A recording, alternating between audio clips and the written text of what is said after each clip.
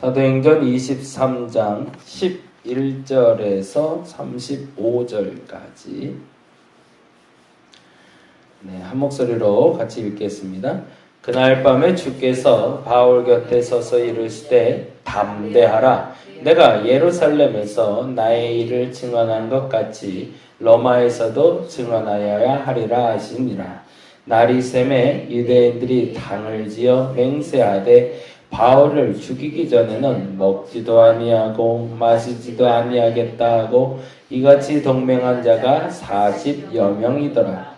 대제사장들과 장로들에게 가서 말하되 우리가 바울을 죽이기 전에 아무것도 먹지 않고 굳게 맹세하였으니 이제 너희는 그의 사실을 더 자세히 물어보려는 척하면서 공회와 함께 천부장에게 청하여 바울은 너희에게로 데리고 내려오게 하라.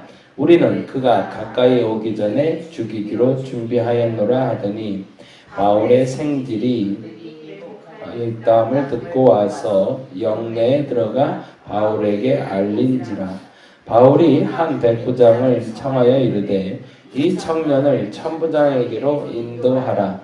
그에게 무슨 할 말이 있다 하니 천부장에게로 데리고 가서 이르되 죄수 바울이 나를 불러 이 청년이 당신께 할 말이 있다 하여 데리고 가기를 청하더이다 하며 천부장이 그의 손을 잡고 물러가서 조용히 묻되 내게 할 말이 무엇이냐. 대답하되 유대인들이 공모하기를 그들이 바울에 대하여 더 자세한 것을 묻기 위함이라 하고 내일 그를 데리고 공회로 내려오기를 당신께 청하자 하였으니 당신은 그들의 청함을 따르지 마옵소서. 그들 중에서 바울을 죽이기 전에는 먹지도 않고 마시지도 않기로 맹세한 자 40여 명이 그를 죽이기로 숨어서 지금 다 준비하고 당신의 허락만 기다리나이다 하니 이에 천부장이 청년을 보내어 경계하되 이 일을 내게 알렸다고 아무에게도 이르지 말라 하고 백부장 둘을 불러 이르되 삼시에 가이사랴까지 갈 보병 200명과 기병 70명과 창병 200명을 준비하라 하고 또 바울을 떼어 총독 벨리스에게로 무사히 보내기 위하여 짐승을 준비하라 명하며 또 이 아래와 같이 편지하니 일렀으되 클라우디오 루시아는 총독 벨릭스 각하께 문안하나이다. 그 사람이 유대인들에게 잡혀 죽게 된 것을 내가 로마 사람인 줄 들어 알고 군대를 거느리고 가서 구원하여다가 유대인들이 무슨 일로 그를 고발하는지 알고자 하여 그들의 공회로 데리고 내려갔더니 고발하는 것이 그들의 율법 문제에 관한 것뿐이요 한 가지도 죽이거나 결박할 사유가 없음을 발견하였나이다. 그러나 이 사람을 해하려는 관계가 있다고 누가 내게 알려주기로 곧 당신께로 보내어 또 고발하는 사람들도 당신 앞에서 그에 대하여 말하라 하였나이다 하였더라. 보병이 명을 받은 대로 밤에 바울을 데리고 안디바드리에 이르러 이튿날 기병으로 바울을 호송하게 하고 영내로 돌아가니라. 그들이 가이사랴에 들어가서 편지를 총독에게 드리고 바울을 그 앞에 세우니 총독이 읽고 바울더러 어느 영지 사람이냐 물어 길리기아 사람인 줄 알고 이르되 너를 고발하는 사람들이 오거든 내 말을 들으리라 하고 헤롯 궁에 그를 지키라 명하니라. 아멘. 아멘. 여기서 34절에 보면 총독이 읽고 바울더러 넌 어느 영지 사람이냐 물어 길리기아 사람인 줄 알고 라고 돼 있잖아요. 근데 이 길리기아라는 나라 그 지방이 독특하기 때문에 아니면 특별하기 때문에 라는 어떤 의미가 있는 것이 아니고 이 총독 제도 때문에 이 총독이 바울에게 묻는 겁니다. 무슨 말이냐면 당시에는 이 로마라는 나라가 굉장히 독특한 나라인데요. 그 많은 나라를 통치하기 위해서 총독 제도를 아주 잘 만들어 놨어요. 그러니까 우리 지금 말로 하면 지방자치제인데 우리나라가 이 지방자치제가 돼서 잘 운영이 됐어야 참 좋은데 곳곳에 가면 이건 좀 부끄러운 얘기지만 좋은 건물은 교회하고 관공서더라고요. 어디서 그렇게 돈이 많이 났는지 아주 관공서들 보면 야 어떻게 저렇게 잘 지었나 싶을 정도로 어마어마하게 지었는데 저기 지방의 한 동네를 보니까 거기는 청와대보다도 더 좋더라고요. 어떻게 그렇게 잘 지었는지 마치 궁궐을 지어놓고 있는 관공서도 있는데 당시에 이 총독들에게 굉장히 귀한 치리의 조건들을 줬습니다. 그건 뭐냐면 인사권, 행정권을 다 부여를 해줬어요. 그래서 가장 기본적인 보고만 마칠 수 있다면 그것에 대해서 자율권을 보장을 해줬습니다. 근데 그것이 로마를 통치하는데 아주 중요한 요인이 됩니다. 그리고 총독제도를 만들면서 또 하나 만들어 놓은 것이 뭐냐면 로마에서 파견한 총독도 갖다 놨지만 지방에서 그러니까 그 지역의 대표격이 되는 사람을 하나를 또 심어놨어요.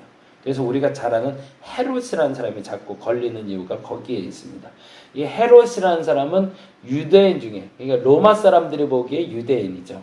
근데 정확히 말하면 헤롯은 에돔 사람입니다. 우리말로 말하면 우리나라가 남북 통일이 됐는데 이게 조금 불편한 예화가 될 수도 있는데 만일에 우리나라가 남북 통일이 됐는데 남북 통일에서 총리제로 바뀌었다. 그래서 총리를 세워야 되는데 누굴 세울까 그러는데 북한 사람을 세우는 느낌. 그런 느낌인 거예요. 근데 그러다 보니까 조금 마음이 불편해질 수 있는 거죠. 지금 말은 무슨 말이냐면 이스라엘이 통일 국가는 아니지만 식민지로 들어갔을 때 그 식민지 사이에서 이스라엘은 야곱 계열을 싸고 있고 그리고 북이스라엘이라고 부르는 그러니까 유다는 야곱 계열 그리고 이스라엘은 에돔 계열 뭐 이런 식으로 되어 있는데 그 에돔이라는 에서의 후손을 총독으로 세우는 겁니다. 그러니까 조금 좀 불편할 수는 있겠지만 전체적으로 통제하는 데 있어서 유대인을 세워서 유대인의 신상에 맞게 통제하게끔 헤롯을 세워놓고 그리고 로마 사람으로는 이 벨릭스라는 사람을 세워서 치리하게 했던 겁니다. 근데 그 관할 지역이 있었는데 그 관할 지역이 바로 이 길리기아 다소 사도 바울이 태어난 그 고향 땅이 이 벨릭스가 통지할 수 있는 그 토지라고 그럴까요? 그 지역에 소속돼 있었던 거죠.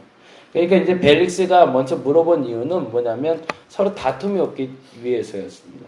네가 속한 데가 길리기아가 맞으면 내가 통제할 수 있는 사람이지만 길리기아가 아닌 뭐 예를 들어서 안디옥이라던가 에베소라던가 이런 곳에서 태어난 사람이면 나하고 상관없는 사람이니까 넌 글로 가라라는 얘기입니다. 그래서 그 신분을 먼저 물어보고 있는 겁니다. 그리고 반면에 천부장 같은 경우에는 아주 기가 막힌 지혜를 발견하게 된 거죠. 그가 돈으로 산 로마 시민이 아니라 태어나면서부터 로마 시민이라는 걸 알고 점수 딸 수 있는 방법을 찾았는데 그게 바로 26절부터 기록된 부분입니다. 26절부터 30절까지 아주 독특하게 유일무이하게 천부장의 편지가 기록되고 있는데 다음과 같이 기록되고 있죠. 글라우디오 루시아는 총독 벨릭스 각하에게 문안하나이다. 이 천부장 이름이 아마 글라우디오 루시아였던 것 같아요. 그러면서 이제 아첨을 하는 거죠. 다음과 같이 아첨을 합니다. 이 사람이 유대인들에게 잡혀 죽게 된 것을 이 사람은 누굴 얘기할까요? 바울을 얘기하고 있겠죠.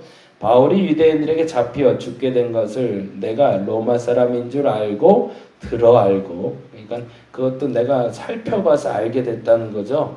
내가 꼼꼼히 살펴봤는데 이 사람 로마 사람이네. 그러니까 난 함부로 사람을 대하지 않고 이렇게 신중하게 얘기한다고 한 번 더 자기를 좀 지켜세우고 군대를 거느리고 가서 구원하여다가 라고 했습니다. 그러니까 사실은 이 바울을 호송하는 데 있어서 23절에 보니까 밤 제3시에 가이사라까지 갈 보병 200명, 기병 70명, 창명 200명을 준비하라 라는 얘기는 바울을 보호하기 위해서가 아니라 뭐 때문일까요? 자기의 세를 과시하기 위한 거죠. 자기가 천부장이잖아요. 백부장이면 100명 안에서 사람을 움직일 수 있는데 대략 숫자를 보시면 어떻게 돼요? 대략 한 470명, 한 500명 정도를 동원을 한 겁니다. 그만큼 자기 세를 좀 과시하면서 내가 이 사람에게 이만큼 신경 썼어 라고 보이고 싶은 게 중요한 거죠. 이 천부장의 마음은 사실은 신실한 마음은 아닙니다. 그럼에도 불구하고 한 470명 정도 되는 사람들을 모아다 놓고 그 사람들로 사도 바울을 구원하게 했는데, 그러고 나서 28절 29절에 이렇게 얘기하고 있습니다. 유대인들이 무슨 일로 그를 고발하는지 알고자 하여 그들의 공회로 데리고 내려갔더니, 당신이 얼마나 지혜롭게 행동했는지를 말하고 있는 거죠. 그리고 고발하는 것이 그들의 율법 문제에 관한 것뿐이요. 이 부분은 어디서 많이 본 것 같지 않으신가요? 예수님이 고발당해서 신문당할 때 하고 똑같죠. 그래서 누가복음을 쓸 때, 그리고 사도행전을 쓸 때 누가는요 오버랩된 사건을 만들어냅니다. 그래서 여러분이 이제 읽으면서 아시겠지만 스데반이 죽을 때도 마찬가지, 그리고 사도 바울이 잡혀갈 때도 마찬가지, 똑같은 상황 중에 예수 그리스도를 사람들이 기억하게끔 그거를 적어가고 있습니다. 그러면서 만일 예수와 같이 행동하고 있는 사도 바울이라는 어떤 그 니콜 관계라고 그럴까요? 유사한 관계를 만들어내고 있는 거죠. 근데 사실은 이 모든 부분을 보면서 사도 바울이 어떤 마음을 품었을까가 오늘 사실은 봐야 될 주제가 됩니다. 어떤 마음이었을까요? 그 마음이 11절, 12절에 나옵니다. 11절 먼저 볼까요? 11절 말씀 같이 읽어보겠습니다. 그날 밤에 주께서 바울 곁에 서서 이르시되 담대하라. 내가 예루살렘에서 나의 일을 증언한 것 같이 로마에서도 증언하여라 하리라 하시니라. 아멘. 바울이 받은 말씀이 있습니다. 뭐죠? 예루살렘에서 로마까지 가게 될 것이라는 거죠. 근데 지난번 말씀드린 대로 뭐가 없어요? 간다는 있지만 방법이 없어요. 하나님은 꼭 그렇게 하시더라고요. 하라는 있는데 방법이 없어요. 정말 하라는 걸까요? 하지 말라는 걸까요? 하라는 거죠. 우리가 듣는 하나님의 음성이 대다수가 그렇습니다. 하라라고 하시지 어떻게까지 얘기하지는 않습니다. 근데 우리는 그 소소한 어떻게에 자꾸 집착을 하게 됩니다. 그래서 하나님이 그려놓은 그 큰 그림을 망쳐놓을 때가 있죠. 소소한 것들 때문에 그 큰 그림을 망치는 어리석음이 저와 여러분에게 없기를 간절히 바랍니다. 근데 사실은 소소한 일은 아니지만 다음에 일어난 일을 보니까 12절에 이렇게 되어 있네요. 보겠습니다. 날이 새매 유대인들이 당을 지어 맹세하되 바울을 죽이기 전에는 먹지도 아니하고 마시지도 아니하겠다 하고, 이렇게 동명한 사람이 몇 명이다? 40명이었다고 합니다. 그러니까 사단은 사실은 사도 바울을 넘어뜨리기 위해서 하나님과 같이 준비하고 있었던 거죠. 그러니까 우리가 이 점은 분명히 기억을 해야 됩니다. 내가 하나님의 사람이 된 이상 영적 전쟁은 하루하루 끊임없이 반복하고 있습니다. 근데 사단의 공격 방법은요, 큰 거를 치지 않는다는 겁니다. 자잘한 걸 칩니다.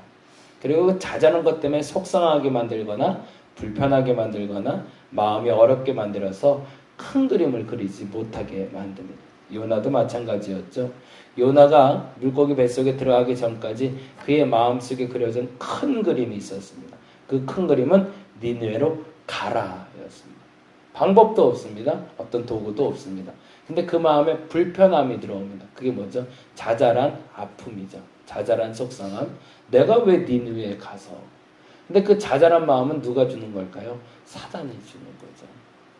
저와 여러분에게 큰 그림을 하나님이 그려주셨다면 그 자잘한 일에 집중하지 않고 그 큰 그림을 계속 그려갈 수 있기를 간절히 바랍니다.